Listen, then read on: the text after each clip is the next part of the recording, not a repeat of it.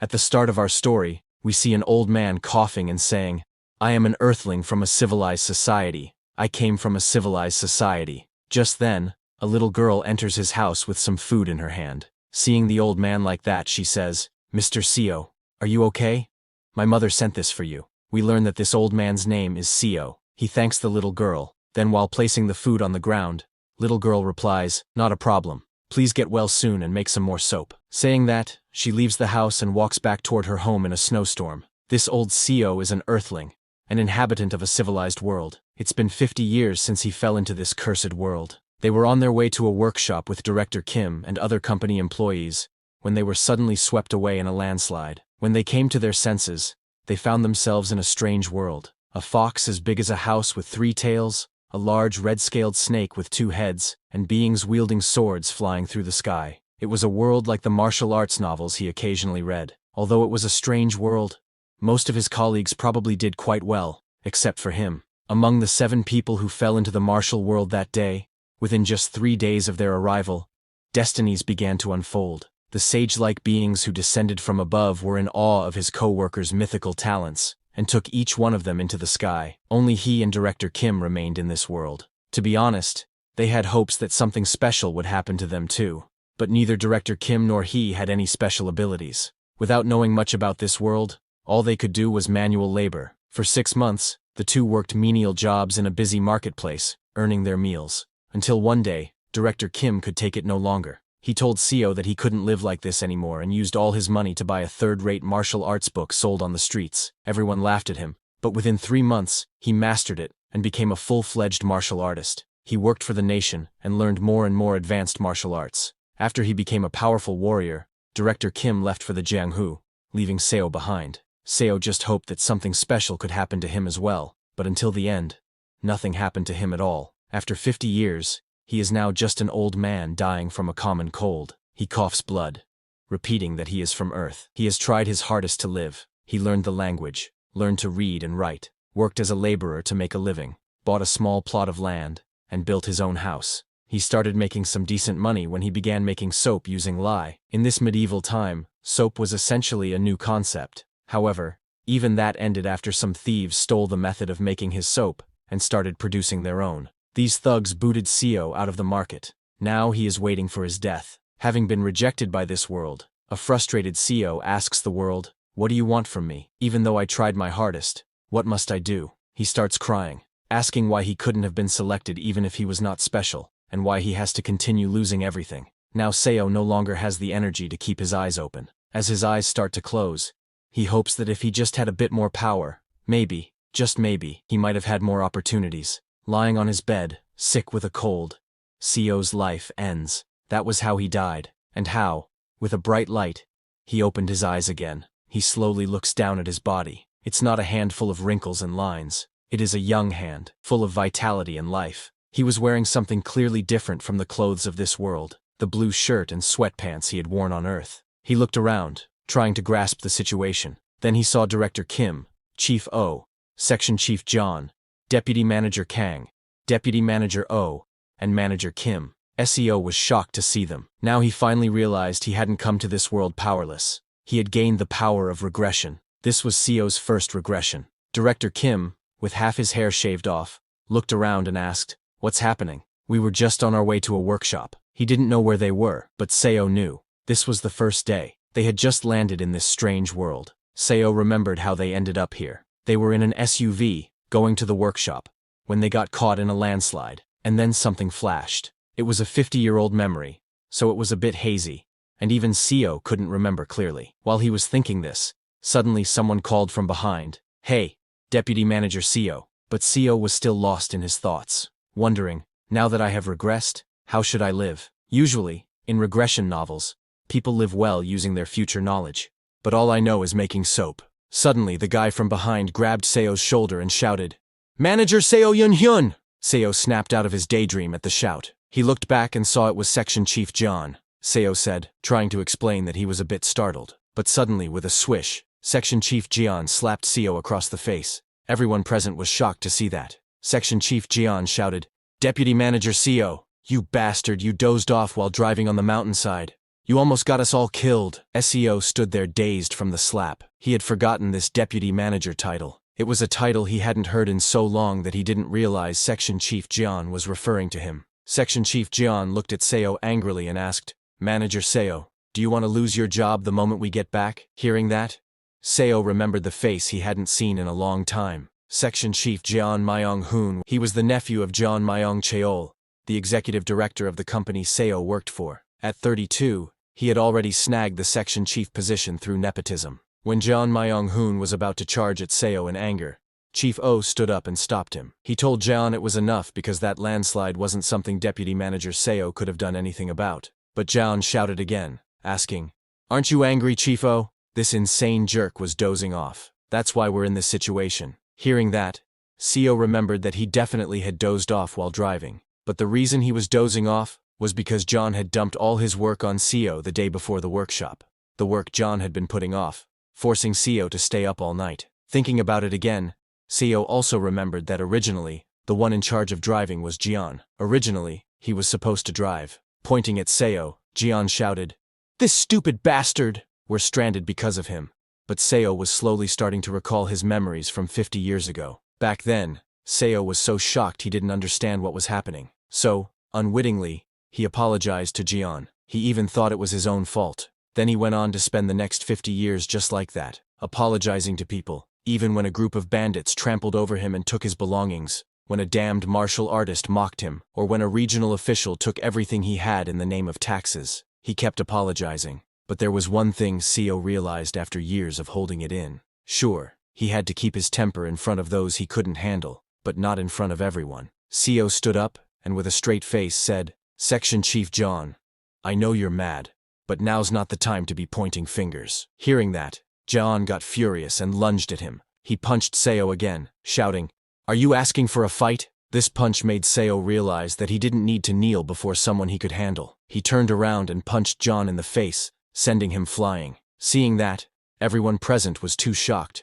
They could not believe their eyes. Seo continued punching John. In his past life, Seo had been beaten up by martial artists countless times. He was beaten up by bandits while gathering herbs in the mountains, by more bandits during years of bad harvest, and even by officials because he couldn't pay his taxes. Now, Seo sat on Jian, not giving him even a chance to fight back. Seeing this, everyone froze in their place, not knowing what to do. In that world of violence, Seo was able to gain something that these people lacked.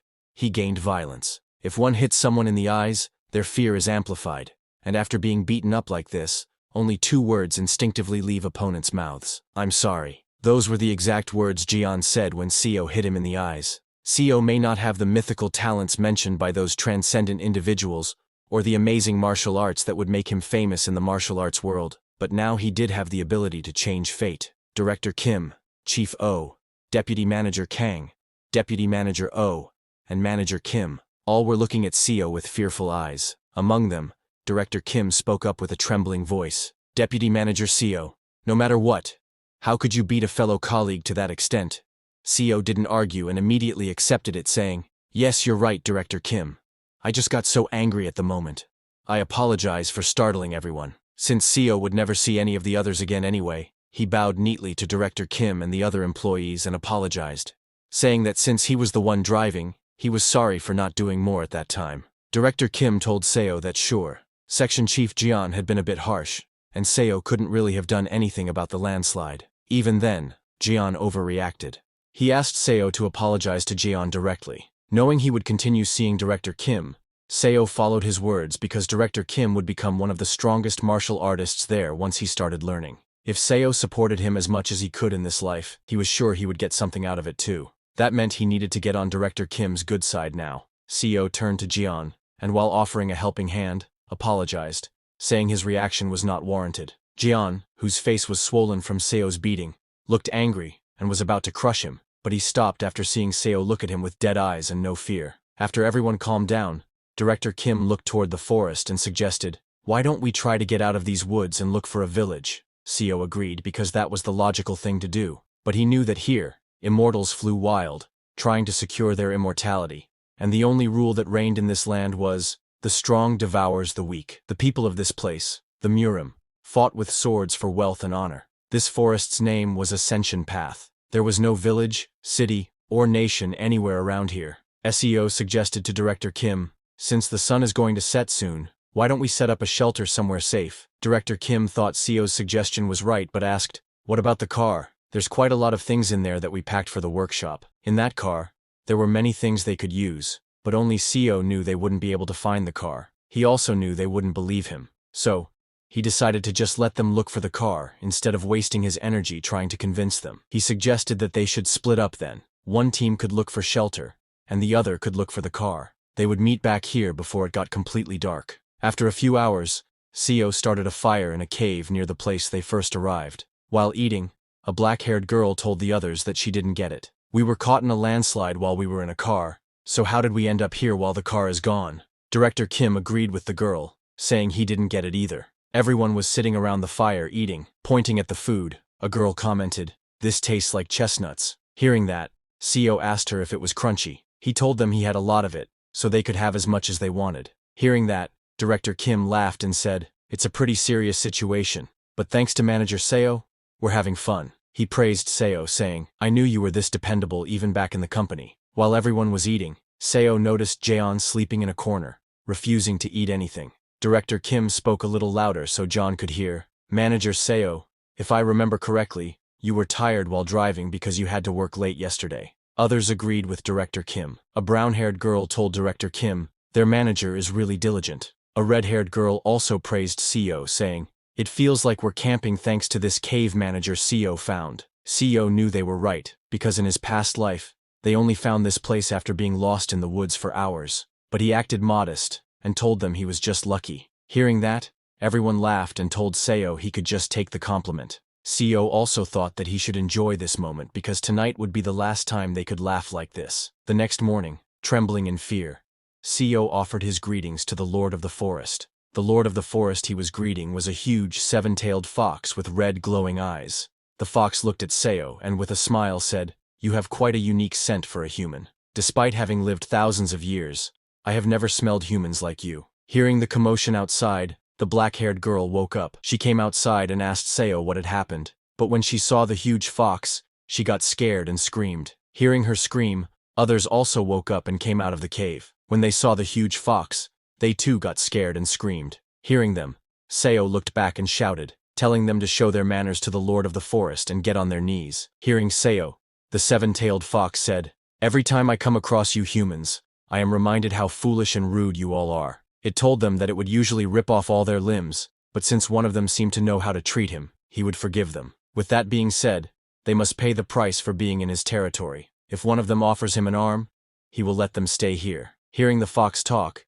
everyone was already too scared, and after listening to its demands, they became even more terrified. CEO was also very scared because in his past life, everyone who saw this monster screamed in panic, and they all ended up dead, having angered the fox. But CEO was a little relieved to see that the fox appreciated his manners this time and wasn't ripping off all their limbs like last time. Then, while licking its mouth, the seven-tailed fox asked who would give him their arm. CEO calculated that it was just one person's arm. That's all they needed to sacrifice. Even a lost arm would be healed by the cultivators who would appear 2 days later. Plus, CEO had already prepared an herb that would reduce the pain. Thinking all that, CEO removed his sleeves and extended his hand toward the seven-tailed fox. While trembling, he told it that he would offer his arm. Everyone was shocked that CEO was sacrificing his hand for them. The seven-tailed fox opened its mouth and immediately lunged at CEO, saying, "You know your manners, so I will try to make it as painless as possible in return." Then, in the next second, with a loud scream of pain, CEO lost one arm. The seven-tailed fox completely bit off Seo's hand and ate it. Everyone looked away. They couldn't bear to see the horrifying scene right in front of them. CEO was in too much pain. Tears streamed down his face as he extended his other arm to grab the herb. The pain was so intense that Seo didn't have time to think about anything else at the moment. He immediately ate the herb he had prepared for pain relief. After eating Seo's hand, the seven-tailed fox told Seo that it thought he might taste different since he smelled different, but he tasted the same as the other humans. He tasted worse because of all the impurities in his veins. Hearing the fox, Seo began to come back to his senses. He was surprised to see that the herb actually helped a lot with the pain. After calming down, Seo apologized to the seven-tailed fox, saying his offering was not good enough. But the fox was not interested in talking. It turned around to leave, telling them that it would allow them to stay for 7 days in its territory, and that they wouldn't die thanks to its divinity. Saying that, it leapt into the sky with super speed and disappeared. After the 7-tailed fox left, a worried group ran towards Seo to check on him. Seo slowly stood up and asked everyone to go inside, saying he would explain everything. Once inside the cave, Seo slowly told them that he had met the fox when he left the cave early that morning. The fox told him that they were in Murim. Everyone was shocked to hear they were in Murim. Director Kim asked Seo if he meant they were really in Murim because it was unbelievable. Seo said it didn't matter, and told them they would be safe for a week since he had given up his arm. Hearing that it was just a week, Director Kim asked Seo what would happen after that. Breathing heavily, Seo told Director Kim that they would need to give up something else the following week. Hearing that, everyone was stunned. As the herb's effects kicked in, Seo started to get sleepy. He told the others that he was getting sleepy and would rest a bit, hoping they would understand. Saying that, he fell asleep right there. Then, 15 hours later at night, Seo woke up alone in the cave. He heard his colleagues talking outside.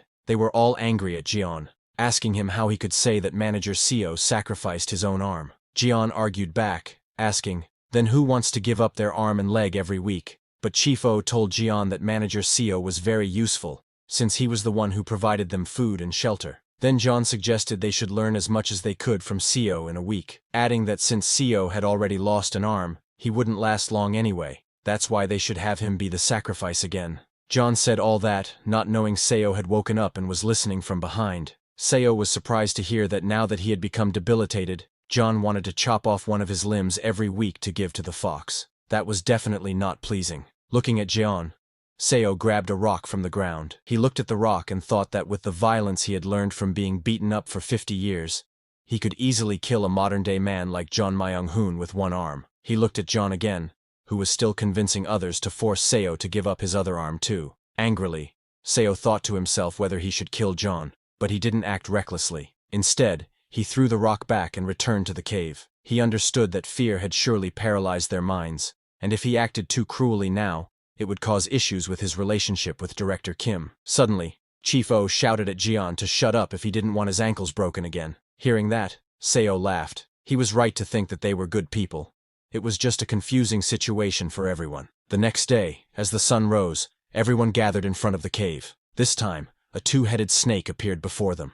But unlike the fox who had eaten Seo's arm, the 2-headed snake only requested a small amount of blood. It was the very same snake that had sucked out Chief O's blood, who had lost his limbs in his last life. Hearing that it was just a small amount, nervous Chief O put his own arm forward this time, but after drinking Chief O's blood, the snake vomited, saying, "This is disgusting. This is the worst human blood I have ever had." Hearing that, Chief O got furious, but Seo knew it was the blood of a 21st century worker, drenched in nicotine and cholesterol. No wonder it tasted gross. Seo then turned around and asked John Myung-hoon to come with him to pick some herbs. Hearing that, John was shocked, and asked Seo if he had just called him by his full name, but Seo didn't reply. Instead, he asked if John was hungry. John said he was. Seo walked toward John and said, "I will tell you about the fruits and edible herbs, so follow me." Seo got closer and whispered to Jian that he planned to give his arm to the fox next week as well, and if he died, someone needed to know how to survive in this forest. Hearing that, Jian got very scared. Realizing that Seo had heard everything last night, he had no choice but to thank Seo and agree to go with him. Hearing his thanks, Seo laughed inside because only he knew the fox wouldn't be coming back, and Jian would never make use of this knowledge. As both of them arrived at a place full of fruit trees, Seo shouted, "John Myung-hoon, how many times do I need to tell you that that's the wrong fruit? Concentrate." Seo said sorry while picking a red fruit. Seeing that, Seo told him that fruit would get him killed. This continued for hours, as Seo gave orders to Jian, and Jian had to follow them. Jian started to get exhausted, and asked Seo to hold on, saying he needed a break. He had been digging non-stop to get these herbs. Seeing his condition, Seo laughed inside because this was how Jian used to punish him when he first entered the company. Seo told Jian that they needed to finish before dusk, so they should hurry up. Slowly, time passed, and both continued doing their part. Then suddenly, John dug out a very large ginseng. John was shocked to see it. He held it in his hand and said, "This thing is massive." He asked Seo if this was natural ginseng. Seo told him it was something like that. Seo knew that while it did resemble ginseng, to be precise, it was a yellow bamboo root. It might be because the ascension path was so full of energy, but yellow bamboo roots, which are typically as small as a pinky finger, grew to this size here. SEO knew it wouldn't be of much use to cultivators, but it was an extremely precious medicine for martial artists used to increase ki, and it should help Director Kim. While talking, they found 2 more right there. Amazed, Jian asked Seo if it was okay to dig up this much wild ginseng. Seo, of course, said yes, and told him to take off his shirt and place them in it. Seo looked at the setting sun and a crack in space. Seeing that, Seo realized it was almost time for those cultivators to come. He asked Jian, "Let's head back." As they returned to the cave, suddenly the crack Seo had seen before exploded with a huge blast, releasing massive amounts of spiritual energy into the sky. At the moment of the explosion, Jian fell to the ground, screaming while grabbing his head. Not only him, Chief O was in the same condition, along with Manager Kang. All 3 of them were clutching their heads, screaming in pain. Seeing this, Director Kim began to panic, asking what had happened to them. Just then, 3 cultivators appeared, flying into the sky. Looking at Jian, Chief O, and Manager Kang, a cultivator named Byuko, wearing golden clothes, said, "What a surprise. To think we'd find such uncut talent here." A black-clothed cultivator named Haogwak told Byuko to go away, saying they were his. Hearing that, the 3rd cultivator, wearing blue clothes, called Haogwak shameless. Seeing these cultivators, Director Kim got scared and asked who they were. The cultivators noticed there were 7 people, but only the 3 had spiritual roots. The rest were just normal mortals. Then Byuko raised his hands and created a ball of lightning. He struck Jian with it, and Jian screamed in pain as thousands of bolts of lightning entered his body. When Byuko stopped, he was amazed to see how incredible Jian's body was. It was the body of heavenly golden thunder. Then Haogwak came forward, telling Byuko to move because it was his turn. Haogwak was holding a musical instrument, and as he started playing, Manager Kang, who was covering her ears, suddenly began screaming in pain. But it wasn't a normal scream. It was so loud that the whole forest echoed. Seeing that, Haogwak got too excited, realizing that Manager Kang had the ghostly yin transforming immortal root. He hadn't thought such a thing really existed. Then it was the 3rd cultivator's turn. He landed on the ground and, grabbing Chief O's shoulder, injected his spiritual energy into him. He checked Chief O's body and found that it was a unique holy body.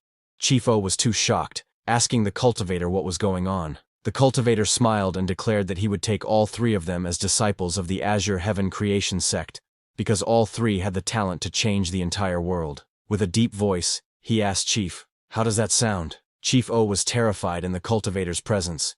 He couldn't even breathe. He was confused, wondering what this force was, and felt like he would die if he refused. Suddenly, Haogwak came down and asked Chief O to join the Black Ghost Valley instead, saying they had every cultivation method, immortality, the power to overturn the heavens, fame, and wealth. He promised to ensure they would get all of those things within 100 years. Suddenly, Byuko also came down and asked Haogwak what he was saying, claiming that the Golden Divine Heavenly Thunder sect was the most suited for them. While they were talking, Director Kim intervened and asked the cultivators if they could get them out of this forest, because at this rate, they would all die there. But the cultivators completely ignored him. Byuko took out a bottle and opened its cap, saying, "Mortals worry too much. How did you get to the ascension path with such a worthless body?" Saying that, he pointed the bottle's mouth toward John, and the bottle sucked John inside. John could only scream for help. Then the blue-clothed cultivator took Chief O and looked at Seo. He smiled and said, "Seems like one of them lost an arm to that fox," and seeing the wound, he offered it up himself. He used his spiritual power to heal Seo's hand, telling him that he may be a mere mortal, but he had guts. Seo's whole hand grew back, and he thanked the cultivator. Haogwak also took Manager Kang with him. Then all 3 cultivators flew back into the sky, and while leaving, told Seo that they had captured all the beasts and monsters of the ascension path on their way here, so it would be safe here for the next 10 years. Seeing them leave, Director Kim chased after them, asking them to hold on and to tell them where to go, because they didn't even know which way to take to leave. He called out to Section Chief John, Chief O, and Deputy Manager Kang, but it was no use. The cultivators flew into the sky and disappeared. Seeing them go, Seo was very disappointed, but it was no use because the same thing had happened 50 years ago. No matter how hard they shouted, those cultivators ignored them like insects and continued on their way. Seo was a little relieved that at least they had healed his arm. While chasing after them, Director Kim ran out of breath and fell to the ground asking, "What do you want us to do?" In a forest like this, but before he lost all hope, Suddenly Director Kim saw many beams of light flying in the direction those cultivators had gone. Seeing that, he got confused and asked, "What are all those lights in the sky? Is there something in that direction?" But Director Kim could not leave his team behind, so he returned. The next day, it was a rainy day with lightning striking all around. All four, Deputy Manager O, Manager Kim, Manager Seo, and Director Kim, were hiding in the same cave. But Deputy Manager O's condition was not good. She was coughing up blood while lying on the ground. Manager Kim asked Seo if there was some kind of herb they could use because Deputy Manager O was in terrible condition. She was panicking, not knowing what to do. Knowing the future, Seo told Manager Kim, "Let's wait a little longer. Someone might appear and heal her." Hearing that, Manager Kim got confused. Suddenly they heard someone's footsteps. Someone entered the cave and said, "Mortals in the ascension path are like ants, suffering among the competition between dragons." Seeing that man, Director Kim jumped right in front and asked, "Who are you?" The person smiled and said, "I am the Sea Dragon King, Seo Hueol."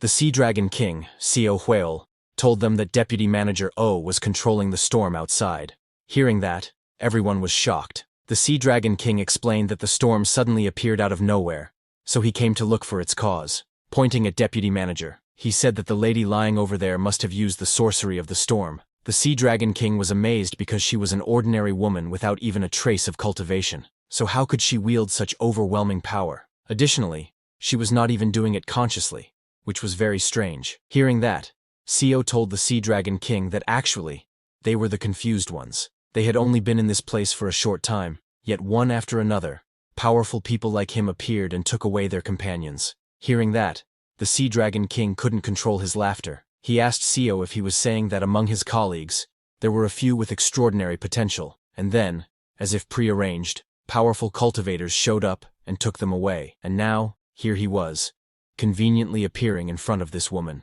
Seo told the Sea Dragon King, "That's exactly what happened." Looking at Seo, the Sea Dragon King smiled and asked, "Dear mortal, do you know where we are?" He told Seo that this place was known as the Ascension Path, or the Path to Ascension. It was a key gateway that leads to the upper realm. In just a few months, a dimensional rift called the Ascension Gate would open right around here. It happens once every 1,000 years. Countless high-level cultivators and spiritual beings would have already begun gathering around the path to ascension to ascend to the upper realm. So, isn't it quite likely that cultivators like him would appear near them? Hearing that, Seo finally understood everything. Then Director Kim told the Sea Dragon King that those cultivators said they were taking his colleagues to join their sects, and if they were ascending to the upper realm, how could his colleagues join them? Hearing that, the Sea Dragon King told them it might be hard for mortals like them to understand. He took out a bottle similar to those the cultivators had, and explained that there was a technique among cultivators used to shrink large objects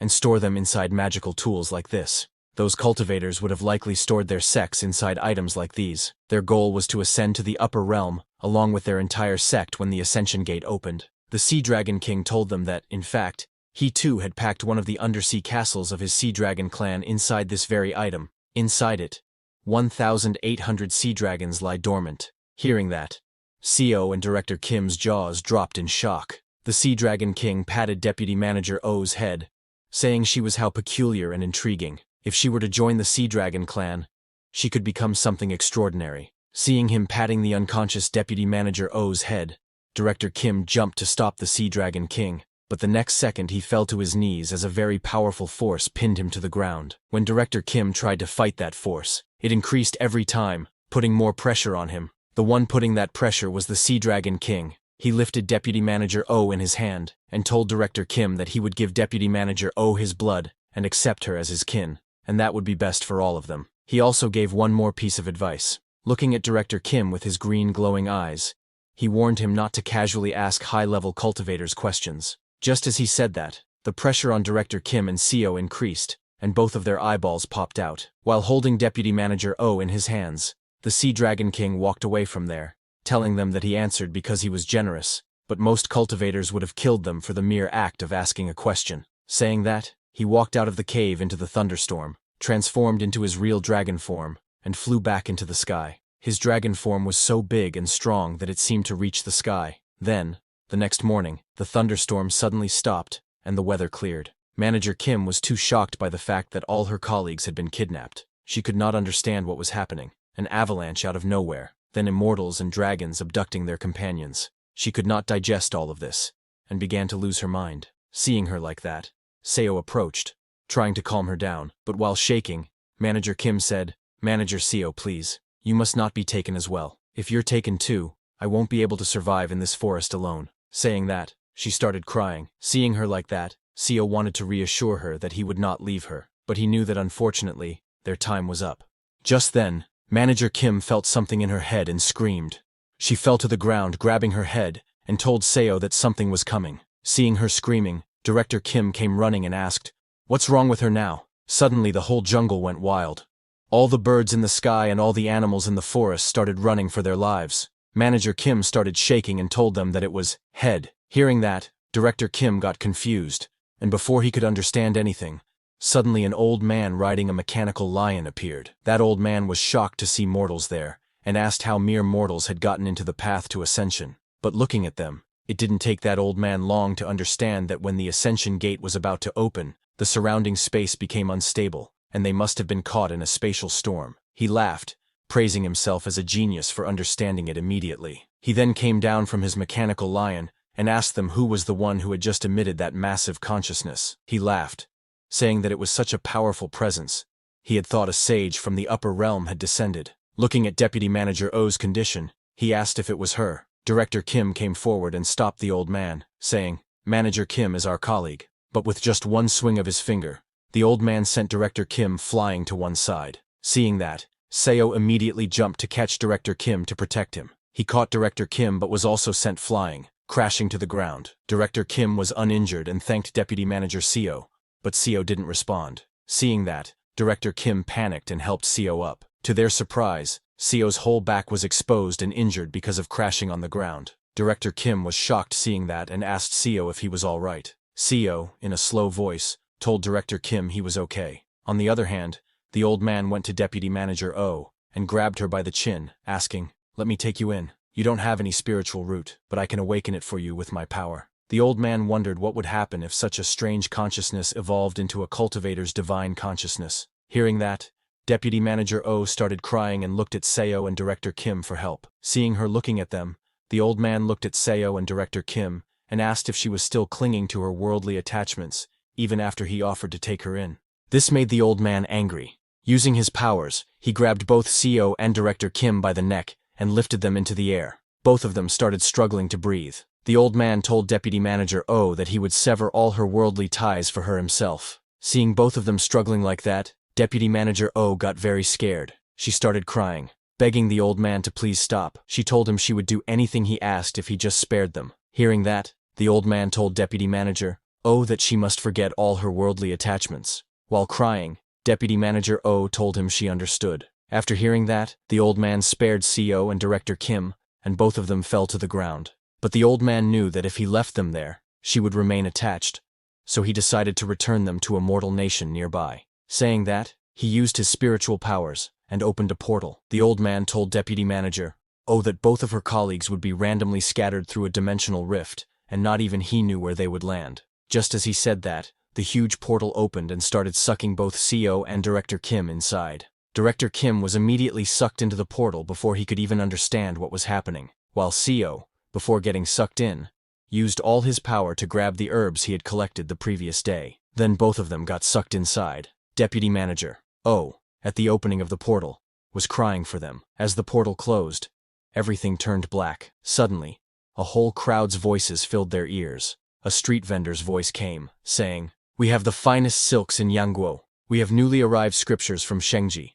Both Seo and Director Kim were lying unconscious on the ground. Seo was the first to regain consciousness. As he stood up, he looked ahead and saw that he was in an alleyway with many people walking down the street ahead. Seo didn't recognize this place and wondered where he was. The reason he didn't recognize it was that in his previous life, he hadn't fallen into a place like this. He slowly stood up, realizing that the immortal had been telling the truth, that where they landed was random. As Seo walked out of the alleyway, he found that this path felt familiar for some reason. Looking around, he finally understood that this was the place he had once lived in for those 50 years. There was a huge 10-story building right in front of Seo. Seeing that building, he finally recognized that this was the capital of Yangguo, Seokyung City. After witnessing the scene outside, Seo returned to Director Kim and woke him up. Director Kim was very exhausted and told manager Seo that he couldn't keep up with what was going on anymore. Sitting beside Seo, he told Director Kim he felt the same way. It would be nice if this was all just a dream. Director Kim couldn't believe that it was just the two of them left behind,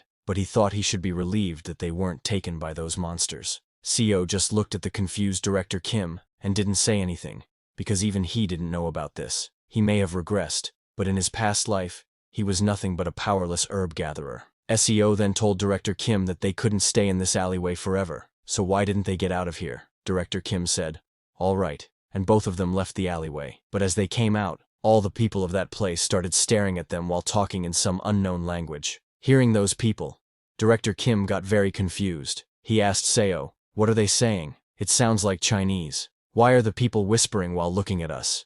Seo told Director Kim that some people were saying the clothes both of them were wearing looked funny. Hearing that, Director Kim was shocked. Seo smiled and told him not to worry because he knew a bit of Chinese. Director Kim wanted to ask him something, but seeing Seo's injured back, he didn't ask and said, "That's great." Seo said that, but in reality, he lied to Director Kim. The language those people were speaking was not Chinese. Other than the fact that they used the same characters, it sounded completely different. In his past life, Seo had to endure the mockery of beggars for 2 months, just to learn the basics of the language, but now, there was no need for that. Seo took out the herbs he had collected earlier and asked Director Kim if they should get some new clothes. Hearing that, Director Kim was confused and asked how, because he felt like the people of this place wouldn't accept their money. Seo didn't explain to Director Kim, and just took him to the city's medicine hall. The owner of the medicine hall was shocked to see the ginseng, and asked Seo if he was really letting them buy such precious herbs.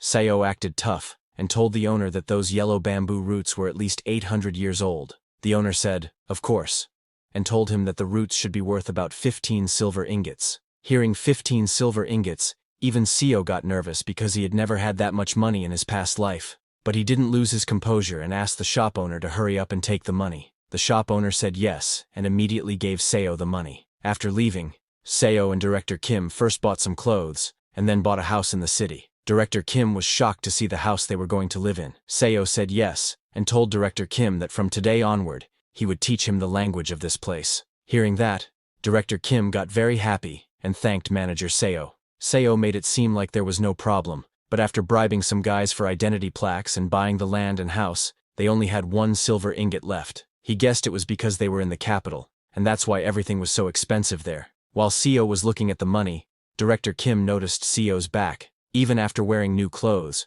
because of the injuries on his back, his new clothes had turned red. Seeing how much Seo had helped him, Director Kim suggested to Seo that since they were in a whole new place now, why didn't he just call him by his name? Surprised to hear that, Seo told Director Kim that he was fine with that. Director Kim smiled and thanked him while calling him by his full name, Seo Yun-hyun. Then at night, after settling down in the house, Seo explained to Director Kim that the reason he was able to get all that money was because he sold those herbs. Pointing at the 2 remaining ginseng roots right in front of him, Seo told Director Kim that they wouldn't have a source of income if they ran out of herbs, so they needed to figure out a way to bring in money. Hearing that, Director Kim looked at the ginseng and wondered how. Suddenly, he got an idea and suggested to Seo that they use the silver they would get from selling the rest of the herbs to start a business. It was a good plan. Seo knew that with all the money they could get from this, as well as Director Kim's skill set from having been a director in a mid-sized company, they should be able to make a living.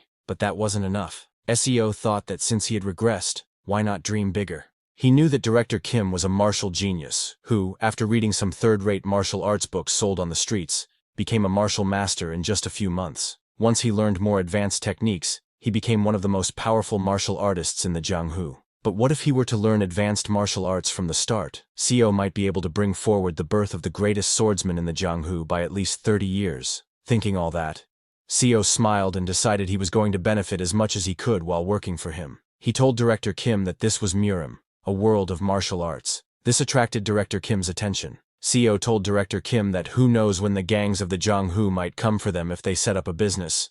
So shouldn't they at least learn a bit of self-defense? Director Kim's face lit up hearing the words, martial arts, but he knew they didn't teach people outside the sects their martial arts. So he asked Seo how they would learn. Seeing his excitement, Seo smiled because, as a well-known Murim novel nerd, he knew Director Kim would be interested. He explained to Director Kim that in this city, there are 7 famous sects. Among them, the demon-slaying sect, self-binding temple, suppressing birdhouse, and the 7 mysteries sect are on the orthodox side of the Jianghu, whereas the Wolf Fang Gang, the Dark Knight Association, and the dragon-fighting stronghold are considered unorthodox. The people call them the 4 stars and the 3 demons. The demon-slaying sect mainly learns sword and blade techniques. The self-binding temple is a Buddhist sect, while the suppressing birdhouse is like the Hao sect.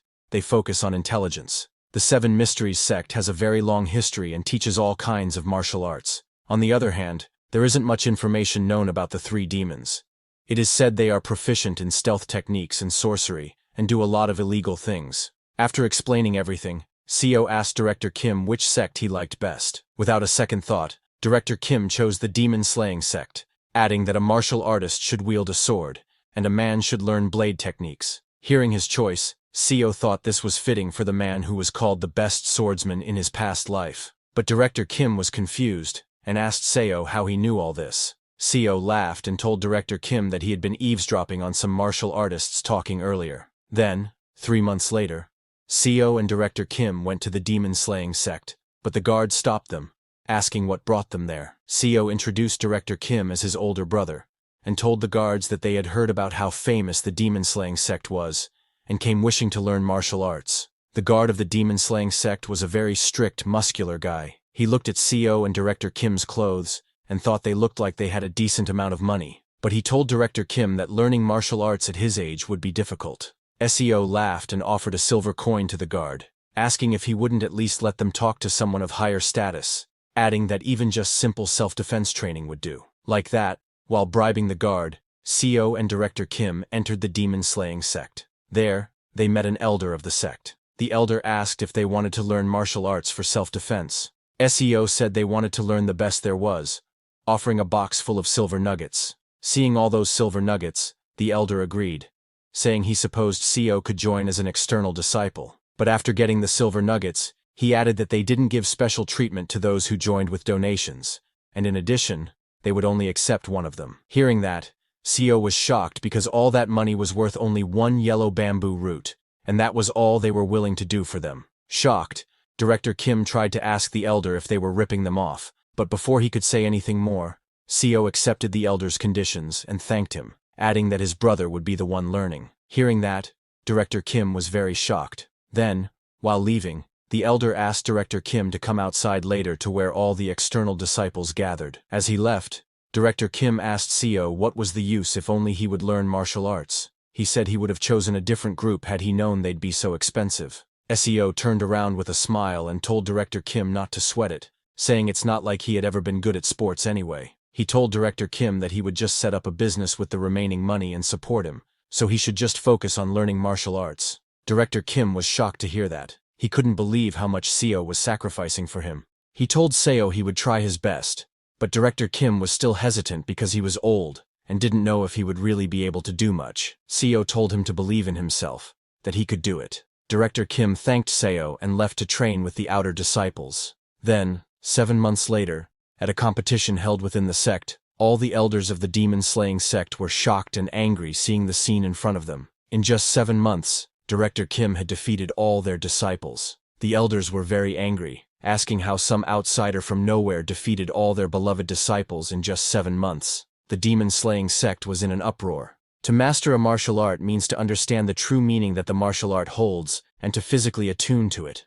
A third-rate warrior who understands the meaning of a martial art can become second-rate if they merge it into their own understanding. To advance from there, one needs more than double the amount of understanding compared to before, along with equally more time and effort. But sometimes, people with enough talent seem to laugh at typical levels of understanding and speed through many stages at once. The demon-slaying sect is full of such talented martial artists, the great sect of Seokyeong City. However, an outsider has come to defeat the direct disciples of that great sect. Within 7 months, Director Kim became a first-rate warrior who had completely mastered the absolute dragon saber technique of the demon-slaying sect. The Grand Elder of the demon-slaying sect was furious seeing Director Kim because he knew it was impossible to reach first-rate with just half a year of learning martial arts. The level of first-rate is a stage only attainable with the collaborative efforts of many skilled martial artists. On top of that, Director Kim was an outsider learning in their sect. To others, it would seem that their tradition had knelt to that one man. The Grand Elder immediately ordered the sect guards to capture Director Kim.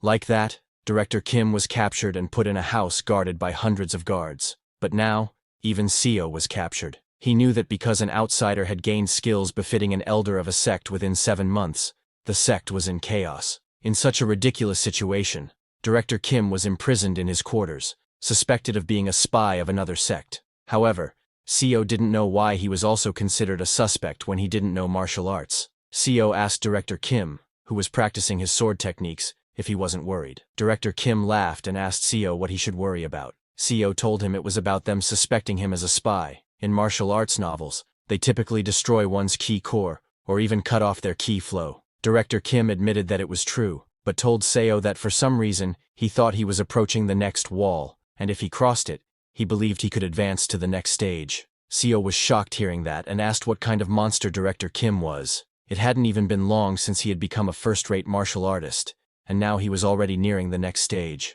Seo knew that martial peak awaited after first rate. That level was where most sect leaders of great sects or elders were at. In Yangguo, they were known as absolute masters, and there were only about 1,000 of them in the whole nation. The martial arts world never mentions the stage after that, so martial peak is essentially the last stage one can attain by learning martial arts. Seo realized that his assumptions were wrong. At this rate, the birth of the greatest swordsman in the world would be sped up by 40 years, not 30. Then, 7 days later, Seo and Director Kim were still in captivity. But during this time, Director Kim was not resting. He was practicing and meditating. After 7 days, all the energy he gathered turned into tree energy lotus flowers. Director Kim inhaled that lotus energy through his mouth. Seo was shocked to see those lotuses, because he knew that those were the flowers of chi that only appeared to peak martial artists, and 3 flowers gathered at the summit. After completely absorbing those chi flowers, Director Kim stood up and told Seo he had crossed the barrier, and now he was not so scared of the demon-slaying sect leader anymore. Hearing that, Seo laughed and told Director Kim that his talent far exceeded his imagination. Director Kim smiled and told Seo that he was also impressed by himself. He never knew he would have such talent. He mused that maybe this was why he always loved martial arts novels as a kid.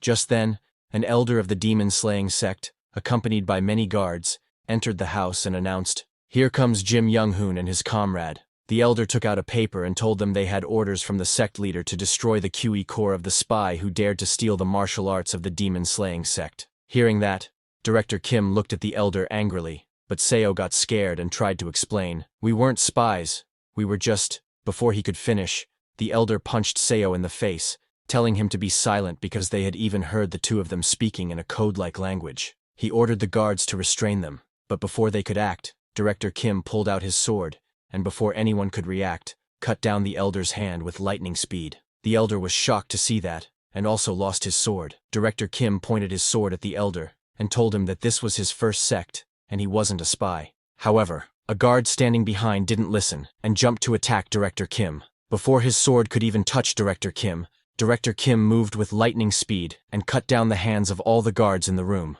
Seeing that, all the guards started running away, realizing that he was a peak-level martial artist. They immediately went to inform the sect leader. Seeing them running away, Director Kim told Seo that he intended to visit other sects to train, and asked him what he would do. Seo immediately replied that he would accompany Director Kim, and suggested they go to the acclaimed unorthodox sect, the dragon-fighting stronghold. Hearing that, Director Kim laughed and told him to go ahead, and that they would meet there, adding that he would end the pursuit of the demon-slaying sect's elders and leader. Then, a few hours later, at the dragon-fighting stronghold's mountain range, Director Kim was standing on top of a cliff with his sword, and asked Seo what took him so long. Seo, breathing heavily after climbing for so long, laughed, and told Director Kim he was just too fast. While talking with Director Kim, Seo's attention was on the sword Director Kim was holding, which was soaked in blood. Seeing the sword, Seo thought that Director Kim used to call him "Violence Out" until recently,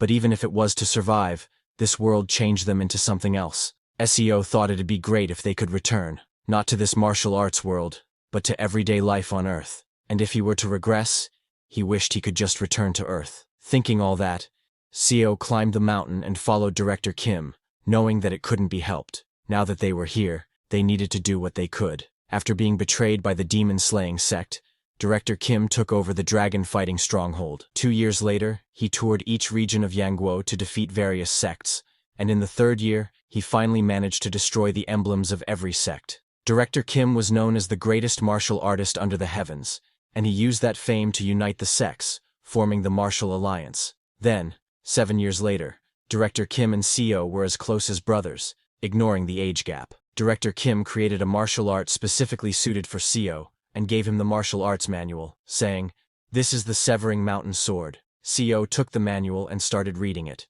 Director Kim explained to Seo that he named the martial art, hoping Seo would inherit its will that could even cut down mountains. If he mastered the Severing Mountain Sword, he knew Seo would be able to reach martial peak. Reading the book, Seo was shocked because, aside from the things Director Kim had told him, the Dragon Vein Chi method created alongside it was true first-rate martial arts, very different from any second- or third-rate martial arts. It was a very powerful technique, and Seo started practicing it. But if there was a problem, it was that even then, Seo could not learn it, and would fall to the ground immediately when facing Director Kim. Seeing that, Director Kim told Seo that he really had no talent. Yes, Seo's talent was absolutely terrible. Even though the best martial artist under the heavens created a martial art suited for him and taught him one-on-one, Seo barely made it to third rate after an entire year. A year later, Seo admitted that it couldn't be helped. He told Director Kim that he did have some talent in medicine at least, as people are talented in different areas.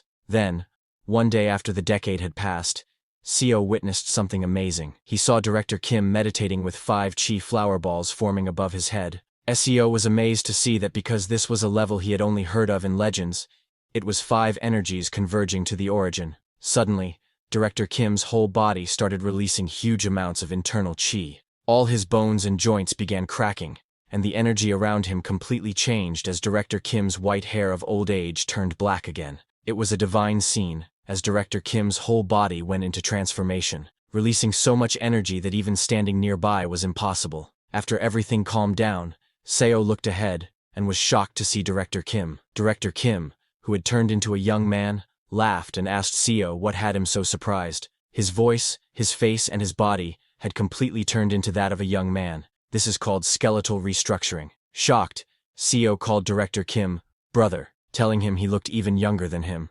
Director Kim laughed, asking if he really looked that way. He told Seo he felt so full of life, like he could do anything. Seo told Director Kim that the world would be shocked when they saw him completely transformed. While wearing his clothes, Director Kim said certainly. He walked towards Seo and told him that it was about time he handed over the Murim Alliance to the next leader.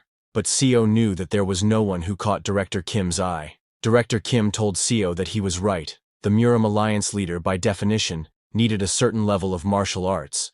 But there wasn't a single one who truly understood martial arts. Seo laughed and told Director Kim that was because he was abnormal. Where else in the world would there be a genius like him? Director Kim looked out the window to see the disciples practicing martial arts, and told Seo that even so, they needed to find someone. But Seo insisted there were no talented people. Then, 25 years later, in a building in the middle of the Murim Alliance, Seo was writing with a brush. 35 years had passed since he had started his life again in Dungsonyang. His hair had turned gray as he was already in his mid-60s. Now, he wondered where young Director Kim was and what he was doing. A year after his transformation, Director Kim handed over the position of Murim Alliance leader to the next generation and retired. Seo, too, wanted to retire with him then. But to set the chaotic Murim Alliance straight, he had to remain in the position of the Murim Alliance's strategist for a long time. Director Kim told Seo that he wanted to wander the martial world and travel all over Yan Kingdom. Perhaps because of that, he didn't even come to Seo's retirement ceremony in the end. Old Seo came out of his room to get some fresh air. Looking around the house, he felt lonely. He had bought this house with a big heart using his retirement money, but it was too big to live in alone. That was the problem. While he was thinking about all that, suddenly he heard someone coming out of the bushes. He got alert, but when he got closer to check, he was surprised to see Director Kim there in torn clothes. He asked Director Kim what was with the beggar's appearance and why he hadn't even come to his retirement ceremony. "Where did you go?" Director Kim laughed and fell to the ground. Seeing him like that, Seo asked if something had happened. Looking at the sky, Director Kim told Seo that he truly thought he had blessed martial talent. Sitting beside Seo, Director Kim asked, "Isn't that right? If I'm not a genius, then what am I?" Director Kim said, "I am clearly a martial arts genius." Perhaps in this Yeon kingdom or among ordinary people like me, no one can match my martial talent. Hearing Director Kim call himself an ordinary person, Seo got confused and asked how he could be ordinary. Who under this sky doesn't know that you are the world's #1? Before Seo could finish his words, Director Kim said in a deep voice that he fought against those cultivators, and asked Seo if he remembered them. 35 years ago, those monsters who kidnapped their comrades and flew in the sky. Seo, who had experienced that time twice, immediately remembered, and was shocked to find out they were cultivators. Seo knew that they didn't easily reveal themselves, but secretly worked throughout the Yan imperial family, and manipulated Yan kingdom itself. After establishing the Murim alliance, as its influence grew somewhat in Yan kingdom, those cultivator forces began to seriously interfere with them. Director Kim was displeased with this, but to defy them was to fight against the nation itself. So, to protect the Murim alliance, they had no choice but to obey them. Because of that, Director Kim stepped down from his position as Murim alliance leader, and, as a human, sought them out alone throughout Yan kingdom to contend with them. Director Kim told Seo that those cultivators were truly hard to find, and even if he found one and tried to fight, they completely ignored him, saying he wasn't worth fighting for. Then they would leave using illusions or flight techniques, making it hard to seize an opportunity. But 5 years ago, he finally got to fight a cultivator. Hearing that, Seo got very excited and asked Director Kim if he won. Director Kim told him that he did. Hearing that, Seo laughed and told Director Kim that if he had done that during his time as Murim alliance leader, he would have grabbed him by the back of his neck. But while shaking hands,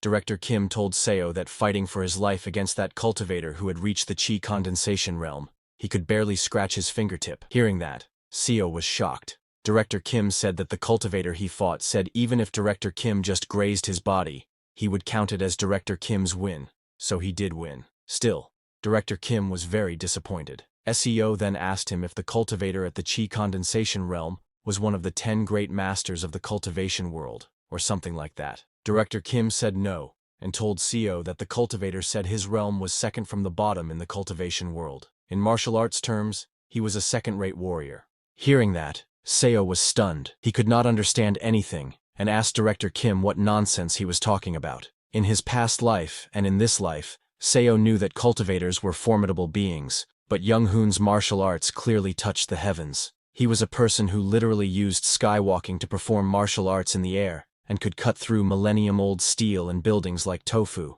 But such a martial arts genius, all he could do was scratch the fingertip of a bottom-tier cultivator. With disappointment on his face, Director Kim said, "I was a frog in a well. We can never stand against cultivators. They are like natural disasters." Hearing all that, Seo started sweating. He got scared hearing Director Kim's stories. But then Director Kim took out a hand from his pocket, telling Seo that today he cut that cultivator's wrist. Hearing that, Seo got happy, and asked Director Kim if that didn't mean his martial arts surpassed that cultivator. But Director Kim immediately declined and told Seo that the cultivator just put on a talisman, and his hand grew back. Saying that, Director Kim stood up and told Seo that it seemed his martial path ended here. Surprised, Seo asked him what he meant by that. Director Kim told Seo that he came to say goodbye today. He laughed and said, "That person said he highly regarded my will and would take me into his cultivation sect, and I'll probably start as the youngest." Hearing that, Seo asked Director Kim if becoming a cultivator meant becoming an immortal, and didn't they say it was impossible for a body without spiritual roots. Director Kim told him that for a regular mortal, the stage of 5 energies converging to the origin is equivalent to the 5-element spiritual root that cultivators are naturally born with. He told Seo that to gain the trait that cultivators are born with, mortals like them must use their entire lives to even manifest that basic quality. Saying that, Director Kim swung his sword and cut open the space itself, creating a door in mid-air. While entering that door, Director Kim told Seo that he would now go and must aim for a higher stage, but before leaving, he handed Seo a book, saying, "This book is my last gift to you." He told Seo to stay safe and left before Seo could say anything. Seo checked the book, which was named Record of Transcending Cultivation and Exhausting Martial Arts. It was a record of attempting to use martial arts to surpass cultivation. He was very worried, and looked into the air, asking Director Kim where he was going without him, but there was no reply, and so time passed. Now it had been 50 years since Seo came to this world, and here he lay dying of a common cold, just like in his previous life. This was fate. No matter how hard a human tries, they cannot escape fate. In the end, all that changed was his house and bed. He ultimately died on the same day. He lived his life to its limits, because he didn't want to experience the same regret from his past life. He was so busy, he hadn't even thought of marriage, and thanks to that, he was able to unite the Yanguo martial sex and experience plenty of the fame and wealth the mortal world could offer. But he could not understand the sense of emptiness in his heart. He wondered if they had struggled harder. Could Director Kim and he have reached the sky? Seo's body quaked in this sense of powerlessness. It was too regrettable. And that marked the end of Seo's second regression. After dying for the second time, Seo's eyes, which had gone blurry just a few seconds ago, opened again. He looked around and saw that he was in the same forest on the ascension path. Looking down, he noticed that his body was brimming with energy. Seeing that, he realized that regression wasn't just a one-time thing. As he was lost in his thoughts, suddenly Section Chief Jian charged at Seo in anger, shouting, "Deputy Manager Seo, you bastard!" But as Jian swung his hand to slap Seo reacted instantly and dodged the attack. Jian continued trying to punch him, but Seo effortlessly dodged every strike. He wasn't even paying attention to Jian. He was lost in thought, wondering, why did I regress? He knew that a new body full of energy and a fresh opportunity was undoubtedly a good thing. But what about everything he had built over the past 50 years? On the other hand, John began to get exhausted. Still swinging his fists to attack, he screamed at Seo, saying that he had almost gotten them all killed, and now he had the nerve to dodge. But Seo didn't respond to his words. He kept thinking, is this really a good thing? He knew the truth. It wasn't. This was a curse that denied him the meaning of life. Sure, a couple of regressions might feel like a blessed opportunity, but if this were to go on forever, Seo would be trapped in fate's wheel, forced to wallow in the suffering of life until the end of time. Moreover, he couldn't meet the people he knew in his previous life again. The people in front of him now were simply beings who shared the appearance of those he once cared for. Director Kim, whom he had thought of as an older brother, no longer existed in this world. Watching Jian trying to fight and becoming completely exhausted, Director Kim finally intervened, telling Section Chief Jian, "That's enough." Seo then told Jian to calm down, asking, "What help will being angry bring here?" Hearing that, Jian became even angrier, calling Seo shameless. But before he could say more, Seo spoke again. "In the first place, Jian, you were on driving duty today. I warned you before you forced me to drive that I hadn't slept last night, because of the work you offloaded on me." Seo turned to leave and asked Jian, "How would I have even dodged an incoming avalanche on a narrow road?" He advised Jian to stop pointing fingers and think instead about what they needed to do next. Jian was speechless. He was used to Seo always accepting blame and apologizing. Seo then turned to Director Kim and mistakenly called him by his name, just like he had in his previous life. But he immediately corrected himself. He told Director Kim that he would search for a place where they could stay before the sun set, and asked everyone else to look for the car or any possible way out of the forest. "When the sun sets, I'll light a fire, so come over to it." Seo wasn't trying to please anyone anymore. He wasn't building relationships, because deep down he knew, what's the point of making bonds with people who would disappear again? In the end, he would always be alone. As the sun set, Seo lit the fire. After searching for the car, they all returned and saw the fire, Seo sitting beside it,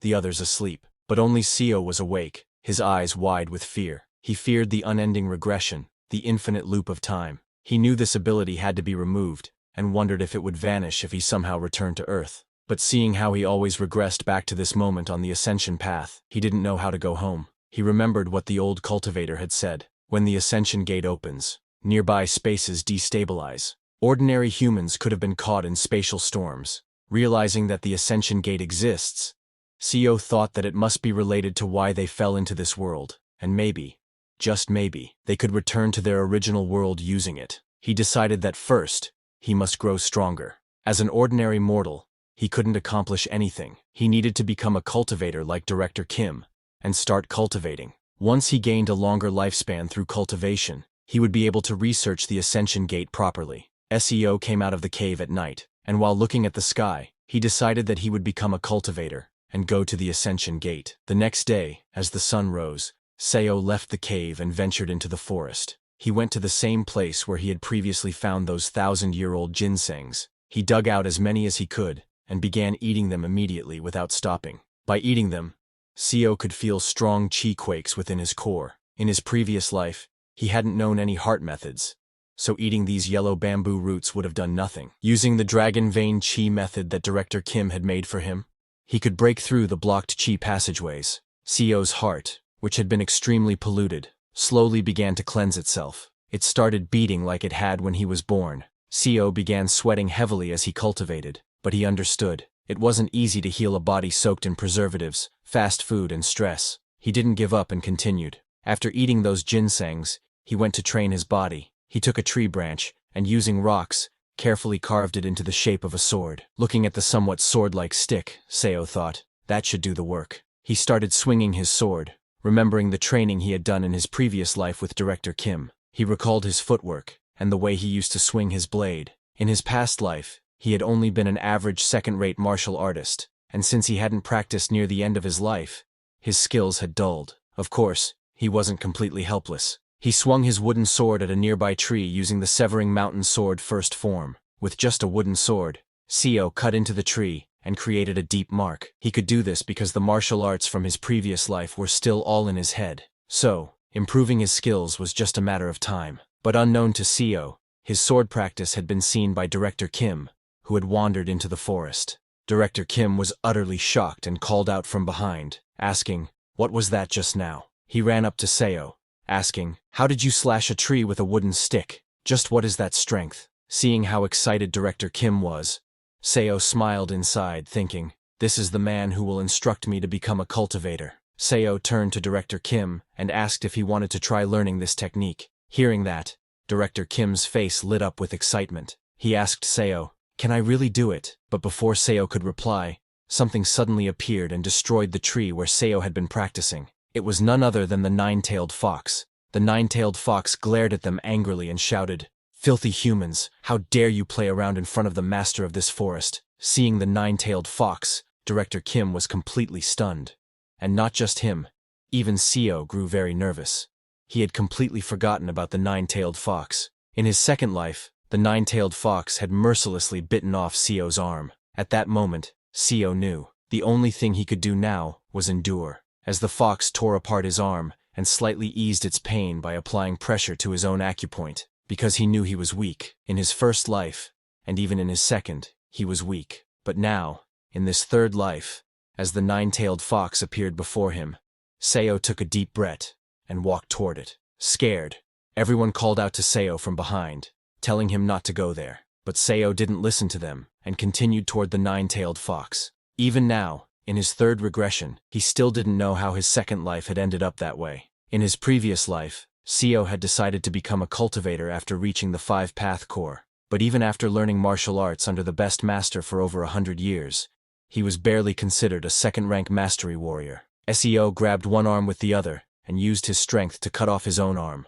because he knew that compared to the people gathered here, his talent was trash. Seeing Seo cut off his own arm, everyone was shocked and terrified. Seo offered the severed arm to the nine-tailed fox to eat, because whether it took 1,000 years or 10,000, he was determined not to give up. Seeing Seo willingly offer his own arm, the nine-tailed fox laughed and said, "Human, you know your place.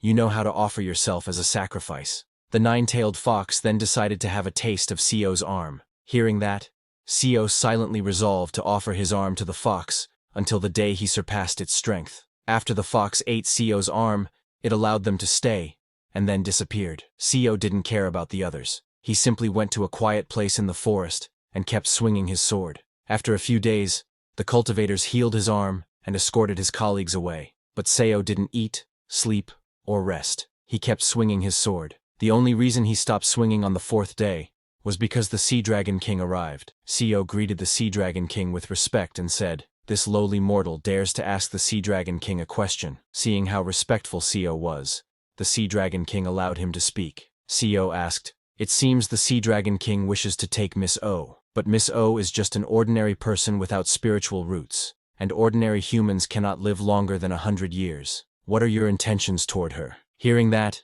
the Sea Dragon King laughed and said Seo was quite an observant mortal, someone who understood the state of cultivators well.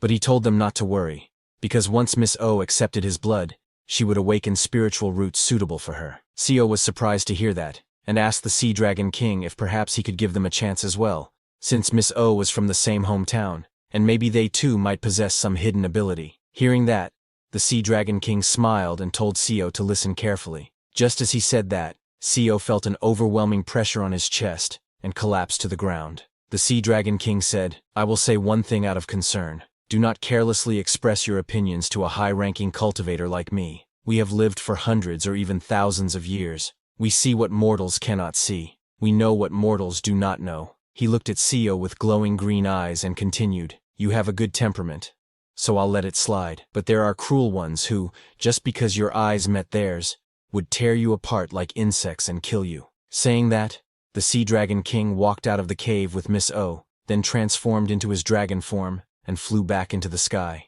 Seeing the Sea Dragon King's true form, Director Kim was completely shocked. The next day, as the weather cleared and everyone came out of the cave, they encountered the old cultivator riding the mechanical lion. As the old cultivator appeared, Seo stepped forward, greeted him, and asked, Our colleague Miss Kim is just an ordinary person without spiritual roots, so how could she possibly become your disciple? Hearing that, the old cultivator laughed and took out an elixir, telling Seo that it was a very precious elixir, capable of opening spiritual channels. If one took it, even an ordinary person might gain the chance to become immortal. Seo was shocked to hear that there was another way to become a cultivator. The old cultivator explained that it was possible for mortals to reach the realm of the five-path core by pushing their martial arts to the extreme, but that path took too long, and the results were unsatisfactory, so this method was the best. After telling them everything, the old cultivator opened a portal to the mortal world and sent them into it, saying both of them were useless to him now, so they should get lost. Both Seo and Director Kim fell into the teleportation portal, and Miss Kim could only watch them disappear, screaming. Seo lost consciousness there, and the next time he opened his eyes, he found himself hanging from a tree branch above the ground. He looked ahead and saw a vast forest with some buildings in the middle. Seeing that, Seo realized that this was the southwestern root army of the Yan Kingdom, his past life. Just like in the second regression, he had wandered all over the Yan Kingdom with Director Kim. Having traveled the Yan Kingdom for over 100 years, there were almost no places he didn't know now. Seo climbed down from the tree and woke up Director Kim. After waking him up, both of them headed toward a nearby castle. Seo explained the situation to Director Kim, who seemed flustered, but likely because so much had happened already, he accepted most of it. A few days later, they arrived at the nearest Tiger Wall Castle. There, they sold herbal medicine from the immortal Ascending Village and bought a house. Seo began teaching Director Kim how to write and speak the language, as well as how to use the Severing Mountain Blade, which Director Kim had originally created in his second regression. Seo then modified the Severing Mountain Sword to better suit the weapon Kim used. Seo felt a bit disappointed with himself as he watched Director Kim, because Director Kim had reached the Three Blossoms Crown Peak only 3 months after starting martial arts training, while someone like Seo had spent 2 entire lifetimes just training and barely reached the first rate. After Director Kim reached peak level, he got excited and said, If it's now, I think I could even beat you. Hearing that, Seo smiled, realizing that the man in front of him was not the same big brother he once served in a past life. This Director Kim was mentally much younger than Seo. In terms of how long Seo had lived, he was now old enough to be Director Kim's grandfather, so Seo decided that he shouldn't stay with him in this life. He gave Director Kim martial arts cultivation scrolls and the exhausting record of transcending, a book Kim had created in his previous life. He told Director Kim that from today onwards, he would be going his own way. Hearing that, Director Kim was shocked and asked Seo, What do you mean by that? Did I make a mistake? Is that why you're leaving? What's the reason? When Director Kim asked about the reason, Seo remembered what had happened in his first regression. Director Kim had become the Martial Alliance leader, but fell into despair after losing to the cultivators. The second regression wasn't much different. Director Kim developed the record of transcending cultivation and exhausting martial arts, then created the record of martial arts surpassing through cultivation. He fought against the cultivators, but in the end, he was overwhelmed by a stronger one and fell to the ground. After that, Director Kim disappeared, saying he would become a cultivator, abandoning the path of martial arts, and Seo thought maybe this life would end up the same. This time, he no longer wanted to see his brother Kim fall into that same despair again, so Seo made an excuse, telling Director Kim that he wanted to travel alone and improve his skills. Hearing that, Director Kim asked Seo if he couldn't do that with him, questioning how he was supposed to live without Seo. Seo told Director Kim that with his martial arts skills at the current level, he should be able to live well. Seo reminded him that he had already taught him how to speak, write, and even martial arts. Now that Director Kim was a top expert, there was nothing more to worry about. But Director Kim still wasn't convinced. He asked Seo if he really had to be separated from his hometown friends again. Seo was surprised to hear that. So, he told Director Kim that starting from today, once every 2 years, they should meet at this house. Hearing that, Director Kim finally agreed. After persuading Director Kim, who was feeling lonely, Seo then left the house. Sometime later, a disciple of the 8 Stronghold Pavilion came out, asking, "What's this commotion in front of the 8 Stronghold Pavilion?" The person he asked was Seo. Seo greeted him and told the disciple that he had come to request a duel at the 8 Stronghold Pavilion. Hearing this, that disciple started laughing and told Seo, "This pavilion is not a place where just anyone can show up." But before that disciple could finish his words, Seo drew his sword and swung it, cutting down the disciple's blade in a single strike, shocking everyone nearby. After cutting the blade, Seo asked the disciple, "Do I still look like a nobody to you?" Seo had made up his mind. He was determined that he would definitely become stronger. After challenging the 8 Stronghold Pavilion and cutting the disciples' blades, Seo was welcomed inside the pavilion.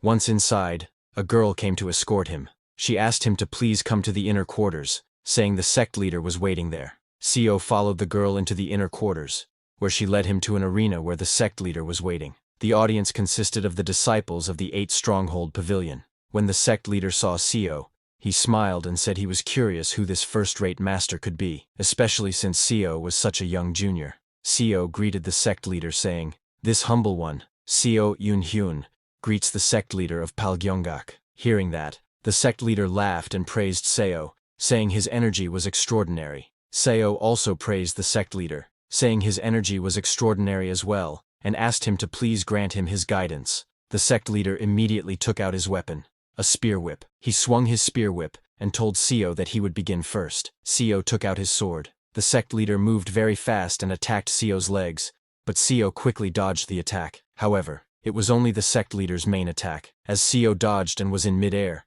the sect leader infused energy into the spear whip and attacked. His attack was aimed at Seo's head, which surprised him. But Seo moved his sword with lightning speed and easily deflected the attack. The disciples of the 8 Stronghold Pavilion were shocked to see their sect leader's 9-section whip blocked by a sword. Looking at Seo's reaction speed, the sect leader was impressed and said, "Young warrior, you have reached the state of sword-body unity and are at the late stage of first rate." Seo also praised the sect leader for completely integrating with martial arts, saying that thanks to that, he had seen a new technique. The sect leader laughed and told Seo that to be at the same level as him at such a young age, Seo truly was a genius. Hearing the sect leader calling him a genius, Seo laughed because being called a genius was not a compliment to him. It might be surprising that he, who appeared to be in his late 20s, had reached a level that usually took decades of training. Seo smiled and thanked the sect leader for complimenting his insufficient talent, because he knew that in reality, he was merely one of countless mediocre dullards in this world. Heaven had not granted him talent, but even as such a dullard, through regression, he was able to train his martial arts to a level comparable to a genius. But Seo thought that regression perhaps was both his ability and his opportunity. Therefore, he decided to be a genius. He pointed his sword at the sect leader and said he would now use sword energy. The sect leader told him that he would go all out too. Seo used Duan Yue sword art's first move and struck at the sect leader. The sect leader quickly moved to his right and dodged the attack, but Seo didn't give him any chance and used the second move, entering the mountain and attacking from below. The sect leader blocked his strike with the spear whip and moved back. Seo charged again and used the third move, ascending the vein to attack. The sect leader again blocked his attack. He then took a step back and unleashed his energy, infusing it into his spear whip to attack. He swung his spear whip with lightning speed and continuously attacked from many directions, trying to put pressure on Seo. But Seo didn't fall short and blocked all his attacks. The sect leader was shocked to see that and wondered, "What is this monstrous sword art that I can't break through?"